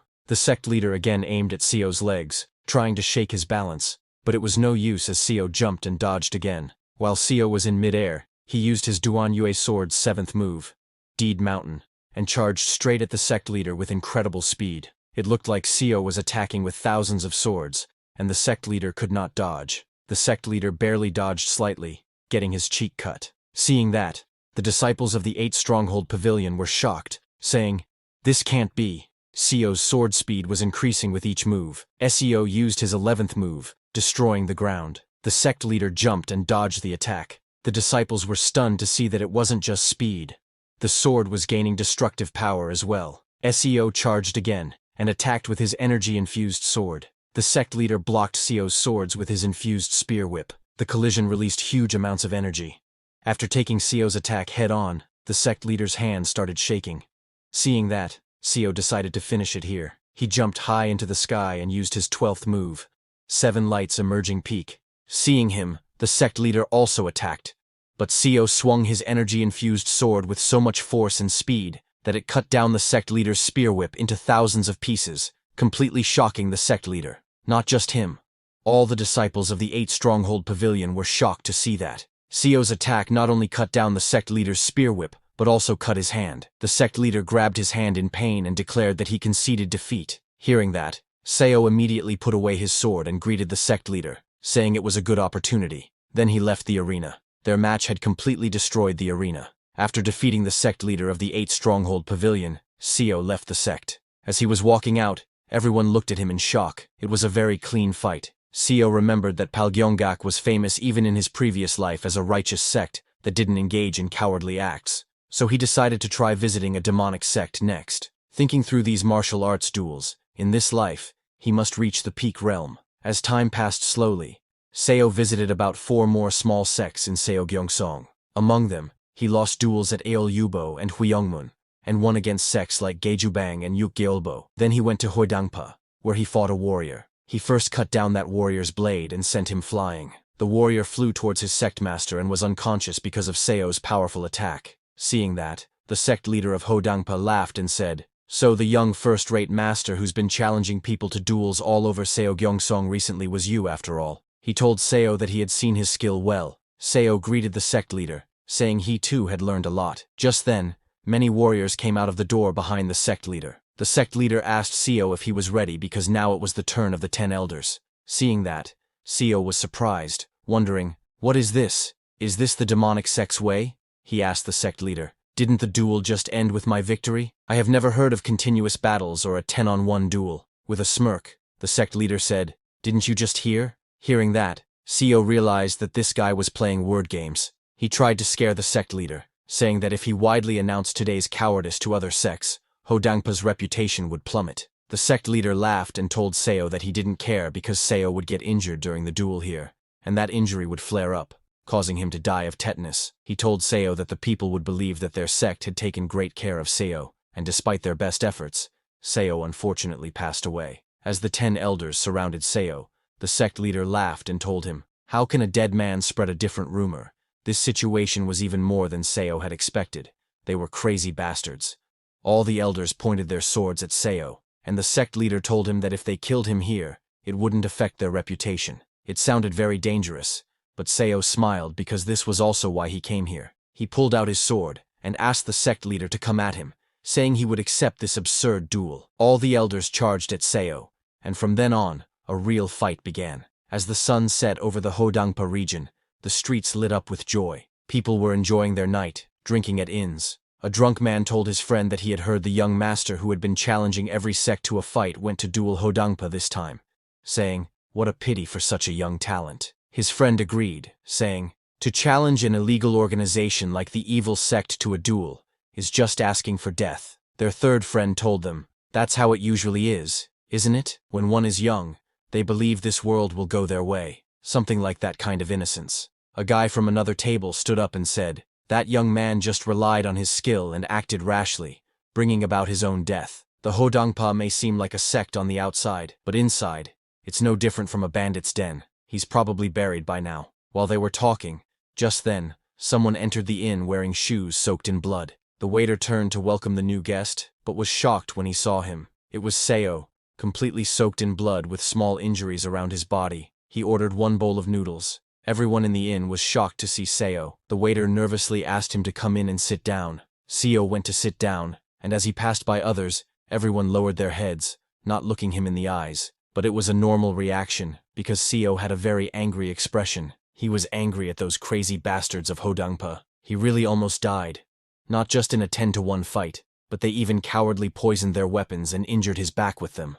It was a good thing Seo had learned top-tier medicine when he was a strategist for the Martial Alliance. If he hadn't taken the antidote pills and stimulants he had prepared beforehand, he would have died. He killed all 10 of the elders. But then, with that crazy old man's final, desperate act, he shouted for his disciples to kill Seo somehow. All the miscellaneous soldiers of the sect, carrying spears and arrows, formed a battle formation and charged. Seo just fought like a beast, not caring about technique or anything, just trying to survive. Even so, Seo survived. He cut the meridians of those who were still breathing, crippling them so they wouldn't come looking for revenge, and he killed their sect leader. While eating the noodles, he saw his hand shaking.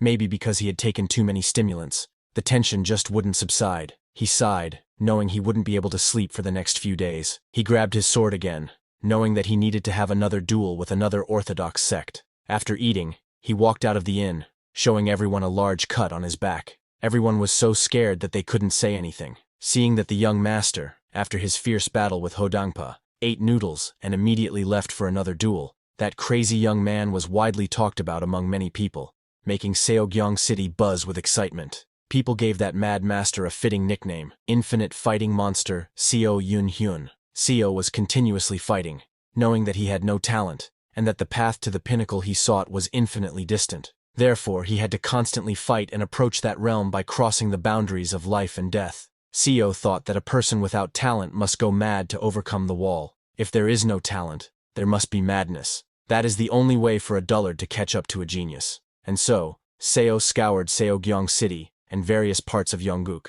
engaging in duels several times a day, regardless of whether they were orthodox or evil sects. And like that, 5 years passed. 5 years later, suddenly there was a blast in front of a house. It was Seo who jumped into the air and used his mountain-breaking sword art's 14th form, Q Mountain Heart Stream. He collected energy from nature. Its energy was like a mountain. Its heart was like the heavens. But just doing so, Seo started to struggle. The form of sword thread could only be used upon reaching the pinnacle. Just briefly manifesting it put an enormous strain on the mind. But he knew that if he didn't do it this way, he couldn't catch up. Just then, a black figure appeared behind Seo and came to attack. Seo turned and used his sword to block the figure's attack, but the attack was so powerful that cracks appeared in Seo's sword. He went flying, crashing on the ground and hitting a wall. The collision was so strong that it created a hole in the wall. In a single strike, all his sword energy was shattered. While laughing, the figure walked toward Seo and said, "Your reputation precedes you. I had quite high hopes, but you're still very clumsy, young Master Seo, the infinite fighting monster." That figure came out of the smoke and told Seo that he thought he had won. He was cautious because his opponent was the greatest under heaven, Kim Young-hoon. Seo was amazed by Director Kim's crazy talent. He stood up and congratulated Director Kim, saying he had become even stronger than last year. Well, he was right because Director Kim had completed his transformation in just 5 years. Looking at the cut marks on his hands, Seo wondered what on earth he himself had done in those 5 years. His realm was still at the top tier. With a sad expression, Seo accepted that talent is truly something that makes a person miserable. Then, after they calmed down, Seo asked Director Kim what brought him here, because hadn't they agreed to meet every 2 years? Director Kim told Seo that after attaining the 5 energies converging to the origin and visiting great sects of Yangguo, he had realized one thing. Seo asked him. Director Kim told Seo it was the fact that there was no one above him in Yongguk. Now, no one was even a match for a single one of his moves, and so he was planning on creating a sect or organization of some kind, and wanted to offer Seo a seat. But Seo immediately declined, saying he was comfortable with his current state. Looking at Director Kim, Seo thought he seemed to have already developed the martial lord's disease. He knew that if he accepted that offer, in this life too, he would surely become something like a strategist or vice-sect leader and work like a dog. But to reach the pinnacle with his talent, every minute and second was precious. Director Kim told Seo that it might be difficult to meet him once he established his organization, then started persuading Seo, saying Seo could always stick around and get his guidance in duels. But Seo declined, telling Director Kim that no matter what offer he made, he was not taking it. Hearing that,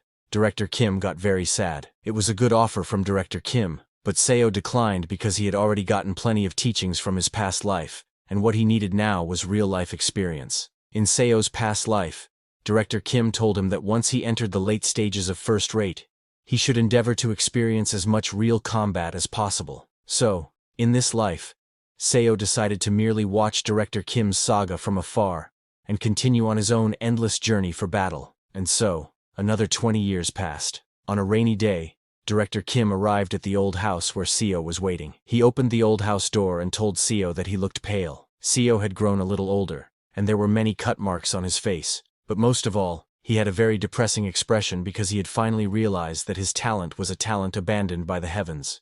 SEO sat cross-legged on the mat, his hand firmly gripping the hilt of a glowing blue sword. Despite his countless hours of relentless training, frustration clouded his expression. From across the room, Director Kim, with his long hair tied neatly at the back, looked at him and asked, "Have you still not broken through to the next realm?" SEO tightened his grip on the glowing sword, his eyes filled with determination. He acknowledged to himself that his understanding of sword chi had already far surpassed that of others in the league. Yet, despite his progress, he couldn't help but feel the sting of inadequacy. He still couldn't last beyond 3 moves against the high-rank masters. Director Kim placed a hand thoughtfully against his chin, his brows furrowing slightly. After a brief moment of contemplation, he muttered to himself, finding the situation unusual. How strange, he thought. Director Kim observed Seo closely, noting the way he now moved as one with his sword, far more in tune than ever before. Yet, despite this progress, Seo still hadn't reached the peak realm. For someone with as much real combat experience as him, Director Kim thought, it should have been more than enough to break through. A faint, self-mocking smile curved Seo's lips as sweat trickled down his face. He acknowledged the bitter truth.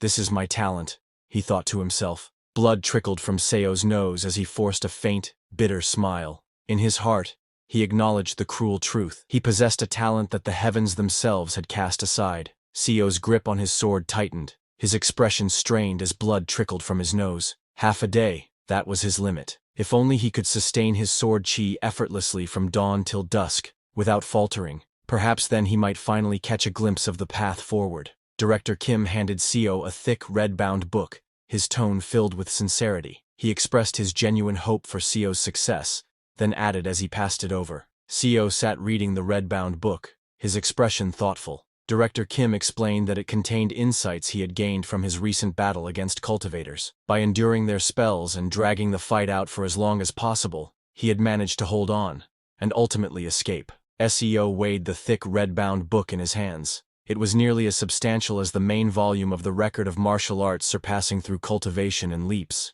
an evolved version of the record of transcending cultivation and exhausting martial arts. With a doubtful look, he questioned Director Kim, wondering if he had truly gained so much insight merely from successfully escaping. Standing in the doorway with lightning flashing behind him, Director Kim spoke with a grave tone. To him, cultivators were like natural disasters in human form. Escaping from such a force was no small feat. Naturally, the insight gained from surviving such an ordeal would be immense. Seo assured Director Kim that he would keep the book safe and pass it on to future generations. With sincerity in his voice, Director Kim responded, thanking him. Standing at the entrance of the building with his sword in hand, Director Kim looked out into the storm. He declared his intention to seek out the cultivators once more, his voice steady despite the danger ahead. With a faint, almost grim smile, he added that he hoped they would both be alive the next time they met. Before leaving, Director Kim turned to Seo, his gaze steady despite the falling rain. He offered a final piece of advice for reaching the peak realm. Every scene,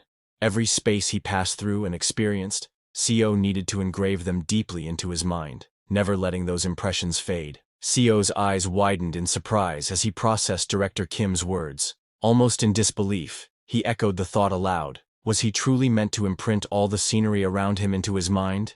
Director Kim explained further, likening the practice to how one instinctively takes note of the surrounding terrain during battle or sparring. Normally, a fighter would store the layout of their surroundings in their mind for tactical use. What he was suggesting, however, was to turn that skill into second nature, something Seo could do constantly, not just in the heat of combat. Seo's eyes widened in disbelief as he tried to grasp the enormity of the advice. Maintaining sword chi alone already felt like it was about to make his head explode, and now, on top of that, he was being told to keep his spatial awareness sharp and steady at all times.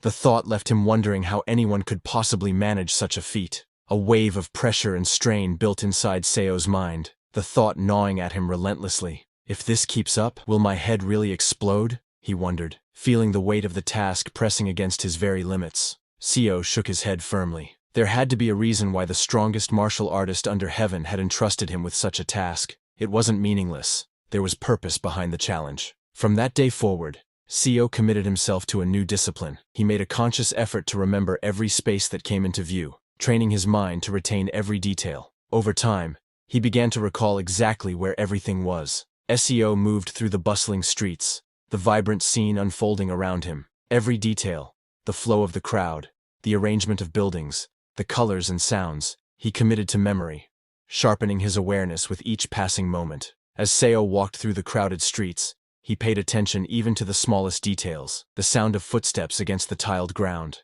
the shuffle of shoes brushing past one another. Every movement and sound became a part of the mental map he was building. Passing through the dense forest, Seo noted the rustle of leaves and the way sunlight filtered through the canopy. Every sound, every flicker of movement in the greenery was etched into his memory as part of his growing awareness of the world around him. Seo walked steadily through the forest, his breaths deep and measured, sword in hand. It had been 5 years since he began the relentless practice of maintaining both his sword chi and his spatial awareness. 5 years of unbroken discipline and focus. Seo swayed slightly, a wave of dizziness washing over him. Perceiving every fragment of spatial information that entered his field of vision was exhausting. Far from an ordinary task, and certainly not an easy one. It demanded constant focus, pushing his mind to its limits. Seo realized his perception had grown sharper than ever before. It was no longer limited to visual information. Now, even the faintest sounds reached him with clarity. The rustling of leaves,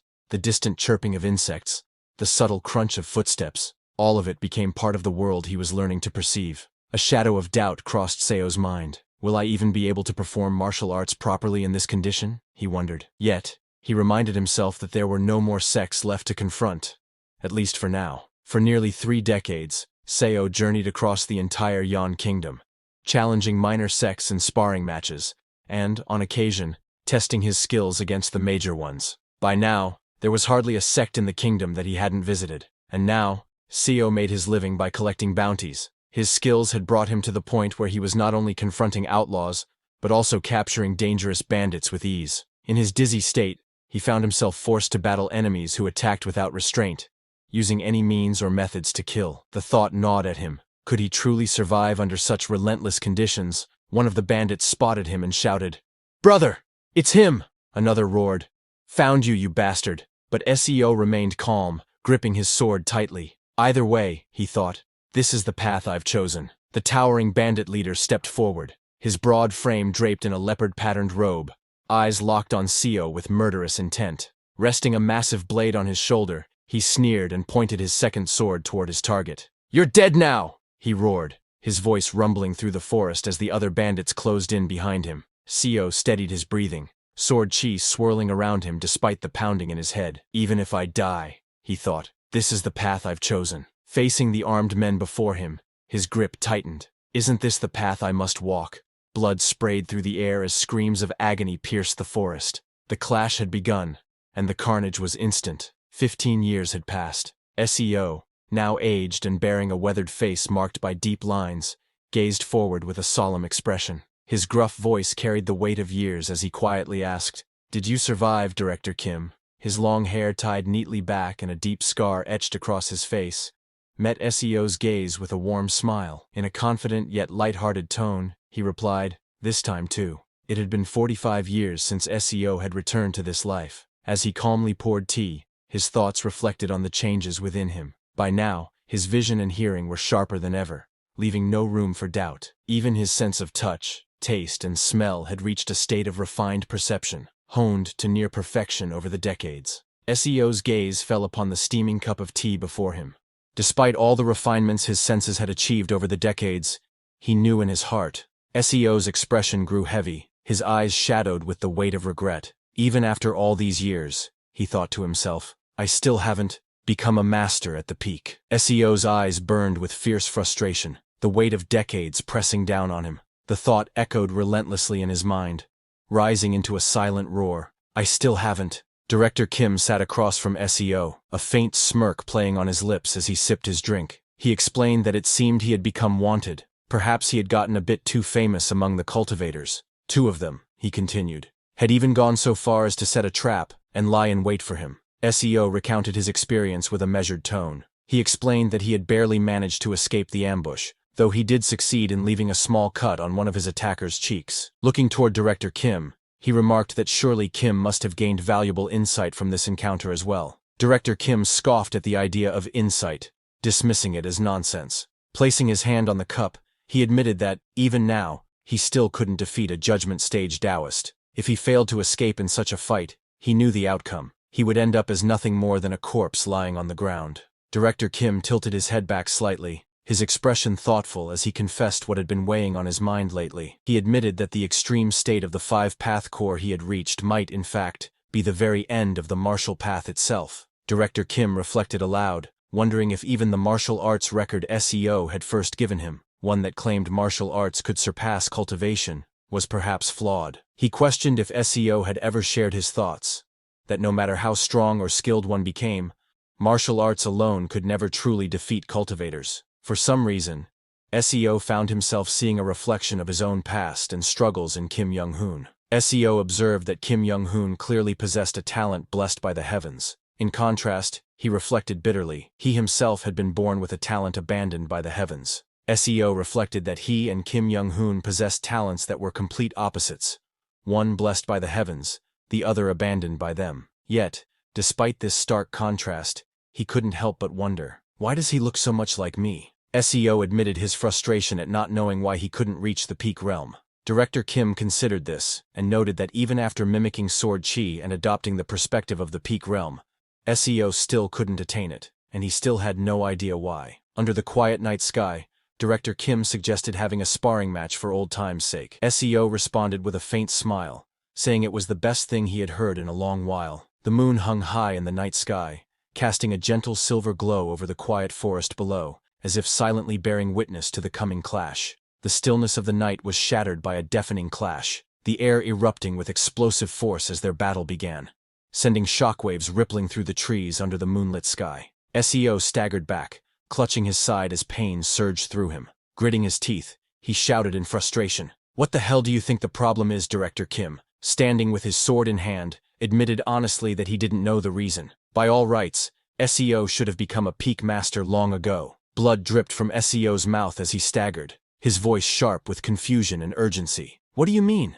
How strange. How bizarre. Why is this happening?" Director Kim wondered himself, struggling to comprehend. He said that even if SEO truly had no talent at all, this outcome still didn't make sense to him. Hearing that, SEO's eyes widened in shock and confusion. Director Kim placed a thoughtful hand on his chin, his gaze steady. "Perhaps, what you're missing," he suggested, "is the right trigger." SEO repeated the word softly. "Trigger," Director Kim explained. "Something like desperation, or a driving force. Something that could push you past the limits of your talent by drawing out extreme focus." SEO's rage exploded as he shouted, his voice echoing with decades of frustration. "What kind of damn trigger are you even talking about? I've wielded a sword for over 50 years, my whole life." SEO's eyes burned with fury and desperation as he roared, "And now you're telling me, what kind of trigger do I still need to yearn for, and how much more desperately?" His voice trembled with raw emotion. "I've risked my life and struggled all my life just to escape mediocrity." SEO roared with fervent intensity, raising his sword high. "I've activated every meridian in my entire body. Now, even when I sleep, I hold my sword and release sword energy. Even in my dreams, I've reached the point where I process every bit of scenery and information I see." SEO collapsed to his knees, his voice breaking with anguish. "Then why? Why? Just why the hell? You're telling me the next realm won't reveal itself to me? Why? Why the hell not?" SEO lay sprawled on the ground, his sword cast aside, his breath ragged. Even he knew how pitiful it is for an old man, nearly 70, to resent the heavens. His voice cracked with anguish. Just why?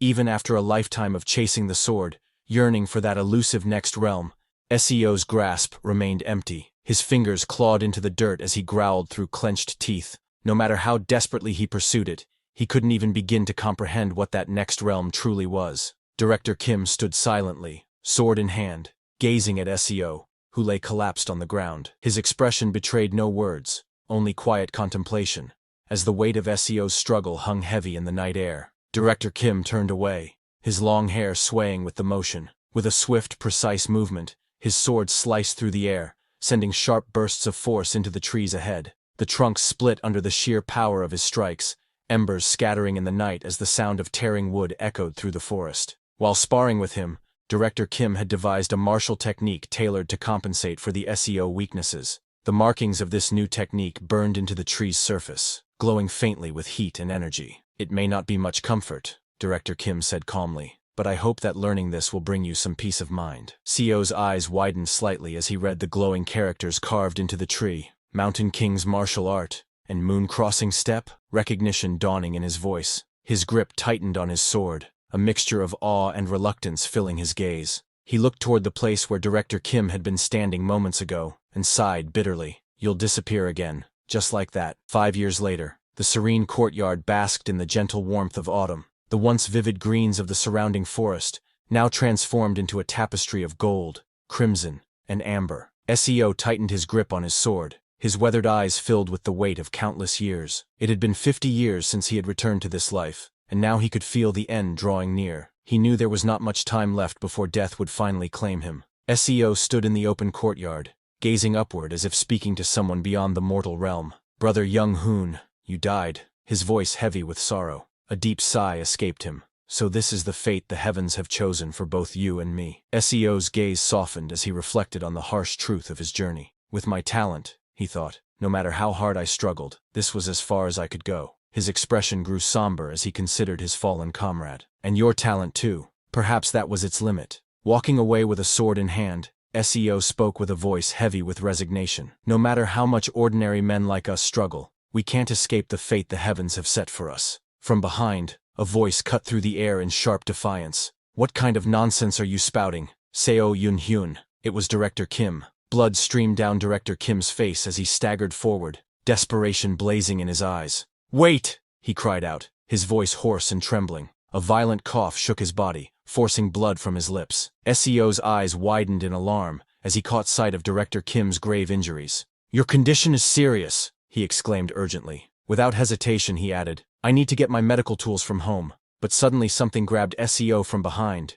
His expression tightened in alarm. His eyes widened, sensing something unexpected. In an instant, SEO was hurled into the air by Director Kim, and just as they fly into the sky, the ground erupted in a violent explosion of dirt and debris, the shockwave echoing across the courtyard. As they were hurled through the air, SEO's eyes widened in shock. What? He thought in disbelief. His gaze locked on Director Kim, and a chilling realization struck him. Weren't both of his arms cut off? Director Kim shouted over the rushing wind, his voice filled with urgency. Look, Yoon-hyun, that crazy cultivator bastard is chasing after us. A bitter laugh escaped him despite the danger. This is the price I paid for blasting off one of the judgment stage cultivator's arms. Blood streamed down Director Kim's face as he let out a wild, almost manic laugh. He roared. His eyes burned with a fierce sense of accomplishment. I dealt meaningful damage to a judgment stage cultivator. Director Kim's bloodshot eyes burned with a wild, unrestrained fervor. I saw with my own eyes the realm beyond the 5-path core, he declared, his voice trembling with exhilaration. The one no martial artist can reach. His expression twisted into manic laughter. I saw it with my own eyes. SEO's eyes widened in shock, his face frozen in disbelief as he looked on, utterly stunned by what he had just heard. That's all for today, everyone. Before we wrap up, I want to let you know that we've recently launched a membership program here, where you can enjoy perks like early access to videos and soon, exclusive content just for members. You'll also receive custom badges and emojis to enhance your interactions. If you're interested, consider joining our membership to enjoy these benefits. Check out the link in the description to join. See you all in the next video.